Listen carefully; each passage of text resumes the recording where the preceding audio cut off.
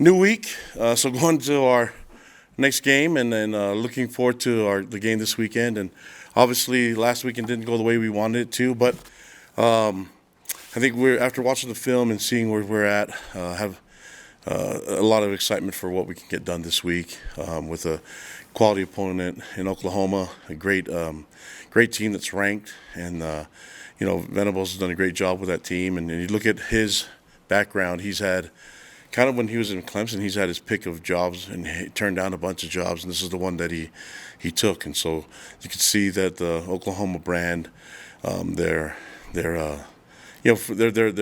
a national team, and they've had tons of success there in the tradition that they have in that program. So they've been around for a long time and at a high level in the P5 level for decades. And so you see that what they've done with their program and how well they've been coached. They're ranked for a reason, and but looking at what they've done since Venables been a coach, I believe they're 6-6 last year, and look at what the improvement they've made from last year to now being a ranked team with a bunch of fantastic players. I mean, they could do so many things in all three phases. Offensively, we're very familiar with their quarterback and things that he can do with his feet and with his arm. Very strong arm and physical O-line, great playmakers and skill positions, running back and receivers and tight ends. And then defensively strong. I think they have probably the best linebacker in the country playing from. And then you combine that with fantastic DBs that tackle well, that cover well, D-line that's really strong and physical. I mean, it's a complete team. And so looking in this week in the matchup, we've got to find ways to minimize the mistakes which happened last week. We had tons of mistakes that cost us the game, and keeping things in perspective, we're 5-5. We're trying to find a way to win for the seniors. This is the last game at LaVell Edwards Stadium. Trying to win one for them, trying to find a way to play at our best and to minimize the mistakes that we've made. And when you're playing in this type of the schedule in this conference, I mean, we're still looking at the most difficult schedule in BYU history, and we're sitting at 5-5 with a chance to win the game and go to a bowl game. And so we're still playing for a lot of things. That we get, the energy that we had in the stadium was awesome. We just got to find ways to keep the fans there and entertained, and make them an advantage for us going into the game and to the end of the game, so we have a shot at winning. And so focus on our values and standard of play. Minimize mistakes, and then if we can get that done, I think we feel really good about the performance overall. Love the fight in the players. They work hard and they don't quit. And so the culture on the team is still thriving. I believe the culture is still thriving because guys aren't pointing fingers. Guys are still unified with a lot of outside noise. Guys are still connected and still love their role as a team. And then I love how much you could tell when guys are doing well in life, even through adversity, when they still have appreciation and gratitude in their lives. And so our players do have that. They are thankful for the roles that they play in life, other than just football. But I'm looking forward to us as coaches and as a program getting things situated so we can play better. Just goes to show the experience that you have, though, when you make too many mistakes. I mean, if I'm just looking at it in three phases, if we make too many mistakes at the beginning of the game, I mean, you basically give up 10 points with the mistakes that you have that are easy to fix. And then two big plays on defense that gives them that's a lot of points right there that you just minimize the mistakes. And you say that and then people say, well, you can't do anything right.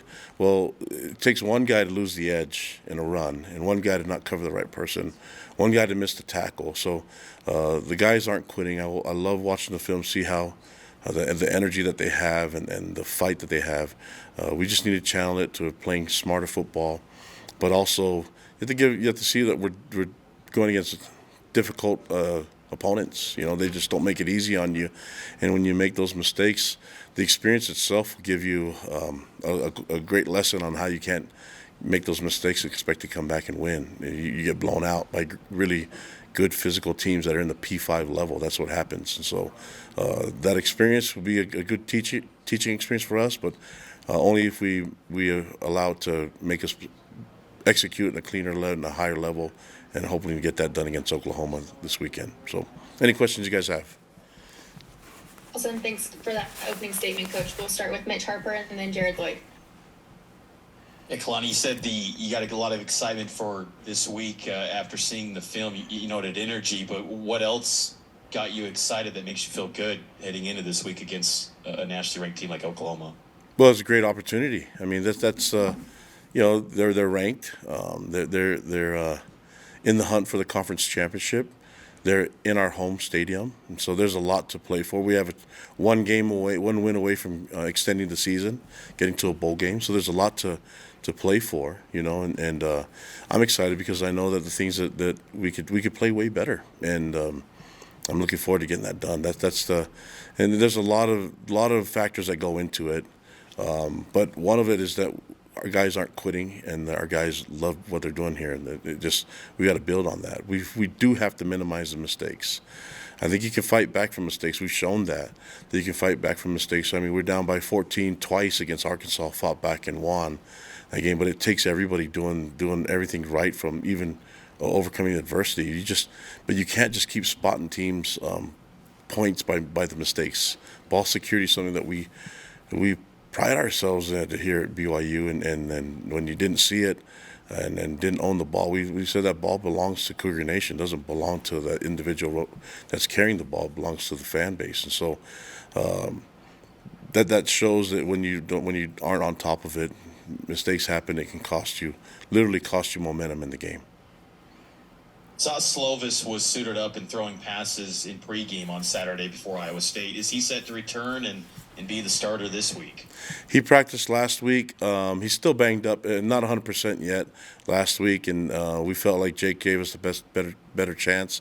This week we'll kind of see what it looks like this week and let you know. I mean, that's I'm not in Keaton's body, but I can tell you that if he's ready to go and if he's full strength, then he's our guy usually.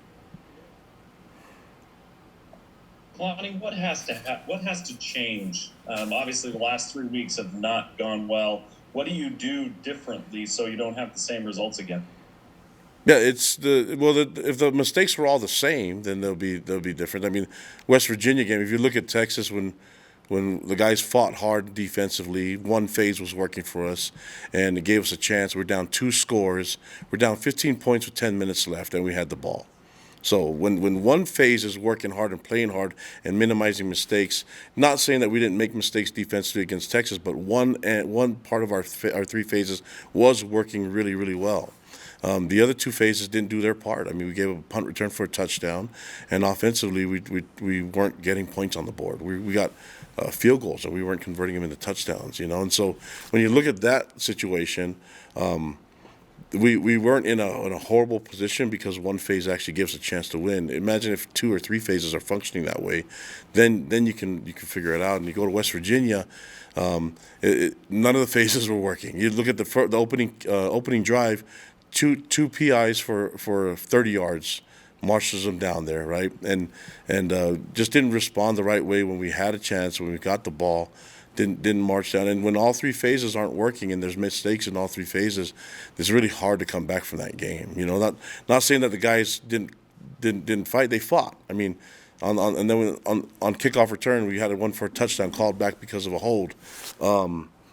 That's hard to create momentum when you keep making the mistakes and when one of the 3 phases isn't functioning well. So that's key. And then you look at this game, the turnovers and I mean, we went fumble, recovered it, interception, fumble. Those are when we had the ball in our possession. That's what we did for the first 3 times that we had the ball, And so that's a tough thing to start the game off with.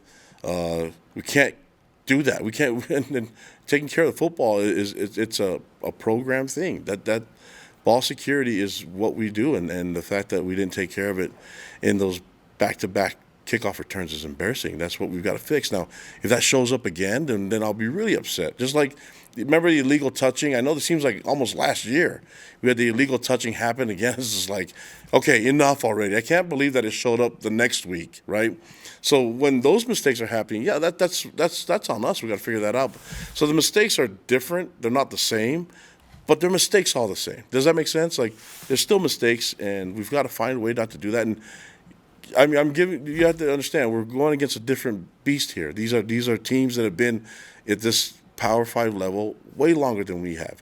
I'm not making excuses. I'm just telling you they're really good players. And you look at these teams that are doing it. Oklahoma, I said they were 6-6 last year. They're in a really good spot. They're in playoff contention before a couple weeks ago. You know what I mean? So there's a lot of parity in this league. For me, I'm not really worried about the entire league as much as I'm worried about what we can do within our scheme and our system. If I had players out there quitting, then I would be really, really worried about what's going on.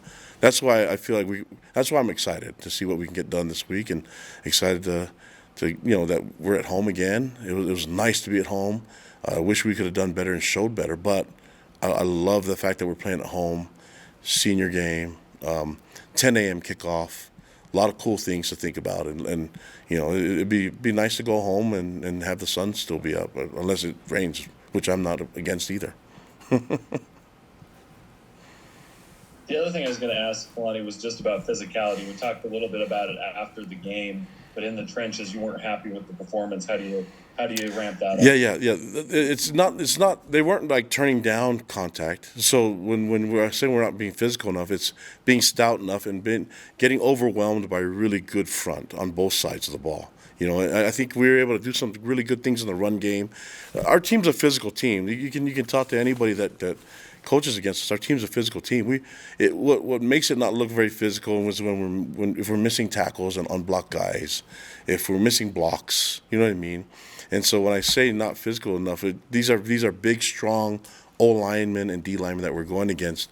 We need to be stout at the line of scrimmage, and you usually judge that on according to how many yards they can run for, and how many yards we can run for. So that's an easy indicator on what we're getting done up front. But overall, I mean, there's some good points where we were winning the battle up front. It was a back and forth. It just I wouldn't say that we were just overwhelmed too much, but there are moments that it did happen, and that happens sometimes, But the team we're a physical team. We just need to play more stout. Go ahead, Kevin. Hey, Kalani, with Senior Day coming up here, have you started to have conversations at all with players of what their plans are and whether you're expecting them to return? And overall, do you have any sense right now where the roster is going to be in a couple weeks in terms of attrition and what you're expecting? Yeah, I think there's a bunch of guys that are in that in that area where they can play another year. Obviously, the guys that their eligibility is up, those guys, it's definitely their senior night. But it's the ones that are graduating that still have a year left to play.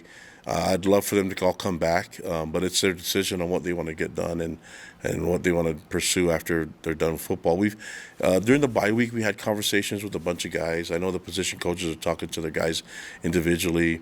Same with the coordinators and myself if needed. But for the most part, the guys are focusing on the season. I think we just to be safe, we're probably going to have more people that are going to be in senior night or senior day than normal. But that's just to make sure that if they do leave, that we've got a senior game for them, that we can honor them.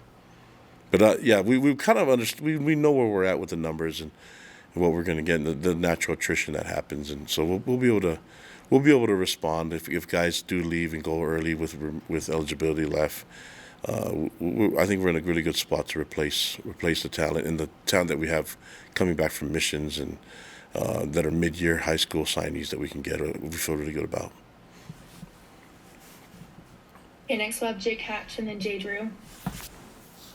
Yeah, Kalani, just a question of how you handle the missed face mask call on a guy like Jake Retzloff in games. That's something you submit to the conference after the fact to get clarification on. How do you handle that? Well, my first thing is talk to the crew and ask if they saw it or they missed it. They obviously missed it. Listen, they have a lot of eyes on the field, but sometimes they miss things, and they don't have the comfort of getting the replay like we all get to. So after the game happens, you can see everybody look at the big screens to see the replay, and then we get mad at them and they missed it, but it's okay. I don't need to do anything for them to review because they usually review it themselves. And then credit to the crew, the ref crew, they came and they communicated with me on all that they might have missed it, but it's not anything that was deliberate by them. I've been around this crew many times. I've been around these ref crews many times. They do a great job, and they're human. Sometimes something gets missed, and you just got to move on. I think that's part of the game. But I respect what they do, and the things that they communicate to me, I understand it. So we just got to move on. I don't need to do anything extra about that. They're trying their best, and for the most part, they're usually 100% correct. And I also wanted to ask you already have experience having gone up against Dylan Gabriel in the Boca Raton Bowl. What do you remember of him, and how do you think he's changed to today? Oh, he has tons of experience, and so you could see it. He feels really comfortable. I thought he was that way when we played him, years ago, and so he's got so much talent, and I've known about him because we try to keep up with the local boys and try to see how those guys are doing and on the field wherever they go, and he's been. Man, I've been really impressed with him. It's been a lot of fun. You see him in the rivalry game, Red River rivalry. He had a great showing. He's doing some really good things, leading his team. We're going to have to play at our best, but he's not a guy that you can think he's gonna lose his composure. He's very poised, and even more now with all the experience that he has, very comfortable in the system, and give a lot of credit to Oklahoma. I think they're putting him in a position where he thrives, where they're utilizing his strengths, and he finds ways to get the ball to the right people, and he's not against running the ball himself too. So it's a lot of threats all at once, and we're going to have to be really assignment sound when it comes down to this. We can't make the same mistakes. Listen, when I say mistakes, we've been assignment sound in a lot of our plays that we made. They just made the play and we didn't. I'd be nervous if there's like uncovered guys running for touchdowns or on routes and stuff like that. We had guys in the right spot. They didn't make the tackle. They didn't make the play. They didn't contain or certain things like that, and it happens, especially against great athletes. This guy, if you make a mistake, he will punish you for it. And so we've got to be assignment sound and use great technique to have a chance at this. Hey, Kalani, I understand today you're doing the Civic Engagement Day. Does that mean you won't be practicing today? Or can you still practice and count it as your Civic Engagement Day? No, there'll be no practice, and we knew going into it that we'd have to, you'd have to basically mark a day that you would use for the Civic Engagement Day, and this was the day that we marked a while ago. We made that decision, and so and you can't use a day that you usually take off, and so for us, everyone knows that we take the Sundays off, and so you can't say, well, that's our day off. It has to be a day that you normally would use for operations and for football and practice and meetings, things like that. And so we will honor it. Everybody has to deal with it. Other schools can list it as a Sunday because that's usually an operating day for them. For us, it's basically the players are on their own to take care of whatever they need to get done today. And so I trust our guys to get stuff done.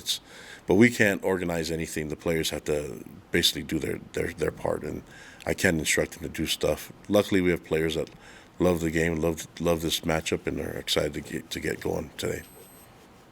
And then just as a follow-up, you mentioned Keaton may or may not be back. What about like Darius Lassiter, some of these other guys that have been out? Okay, so Darius, there's a good chance he'll be back this week, and so maybe I'm like wanting him so badly to play, but yeah, I do want him on the field. But I think there's a much better chance that he plays this week, and I'm excited about his return. Who else, Jay? You have to ask by individual. I'm trying to think of who else. Keanu played last week, so he'll be ready to roll. Anybody else, Jay? John Nelson, Caden Haas have been out. John Nelson and Caden will be difficult to say, but I let me see one at a time. John Nelson, probably not, and then Caden, probably not, but we'll see. I mean, I don't want to. There's a chance, but it's hard if they don't practice. Keaton practiced last week, so the guys, they have to practice, and so those guys haven't practiced yet, and so hopefully we get them on the practice field. Talon Alfrey practiced, I want to say 2 weeks ago, and this was the first game that he was able to play in. So it's good to have him back. Anybody else, Jay, that you can think of? I don't mind going player by player. Marcus McKenzie, I think. Marcus McKenzie most likely not. Okay, and John Henry Daly. Don Henry Daly's in red shirt mode, so probably not until the bowl game. Okay, We used him already in 4 games. that's the only ones I can think of. Okay. Awesome. Coach, we have a couple more questions. We'll go Mitch Harper and then Jake Hatch. Of course. Kalani, just curious on running back LJ Martin, why wasn't he used until late in the second quarter? Was there a reasoning behind that? Because he seemed to be pretty successful in the second half. Why wait until late in the second quarter on him? You know, Mitch, I don't know. I'm talking to the. I didn't know that happened until watching the film. You know what I mean? And so maybe I don't know how many plays we had as or drives that we had as an offense in the first half, but maybe if we get more first downs and drives that go a little bit longer, that we might be able to would have seen them earlier. I know that going into this game, we were trying to work him into it. He wasn't 100%. I think he's full go now. So I believe him and Aiden will handle most of the carries from here on out. And then last thing for me, what's the wake-up time for you guys on Saturday with a 10 a.m. kick? I believe 6 a.m. we want to get our pregame meal. Usually eat pregame meal anywhere from 3.5 to 4 hours before the game. So I think the game's is it 10 or what is it, 10:05, one of those weird times? Brent? We haven't had that officially yet, but 10, a little after 10. I know one thing, there won't be a slide on the game, so because there can't be a game before that one. So it'll be early morning. So I'm just going to ask everybody to remember the early morning seminary days. Get up early, fans, and show up and be there early. And maybe we'll have the cougar tail should taste really good in the morning, right? We'll be hot and fresh, ready to roll. We'll be eating our pregame meal 3.5 to 4 hours before, so 6 a.m. wake up.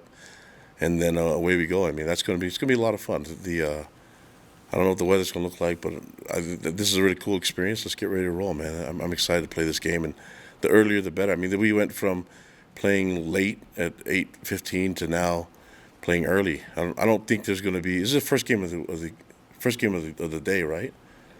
Yeah. So pretty cool. It's going to be weird going home after the game and having the sun out. I had a similar question to that, Kalani. How will you shift things in terms of preparation? So I know you can't necessarily move practice that much earlier because of school and whatnot, but what can you do to prepare for it? Well, I think we get an afternoon. We're an afternoon practice team, so we'll practice in the afternoon. But I think getting the guys up early. I mean, most of our guys are up around that hour, anyways. We do enough things in the weight room, and our players are usually in the facility around that time, anyways, watching film on their own. So I don't think it's going to be that much of a transition for them in terms of waking up. Just getting on the field and going will be something different, but they're usually working out or doing something physical in the morning anyways. And so the guys I think will be okay with the adjustment of the schedule. We might just move things up a little bit. We will move things up on Friday and Thursday just to accommodate the schedule a little bit more in terms of meetings, so that they can have we can be done, so they can have more time to go to bed and especially Friday night get to rest earlier. But I think the guys have been doing that already on their own. Then have you gotten to the bottom of what caused the cleat issues? Was it cleats? Was it you talking about body positioning? Did you figure out anything that you're going to change on that? I say body positioning because, I mean, that's that.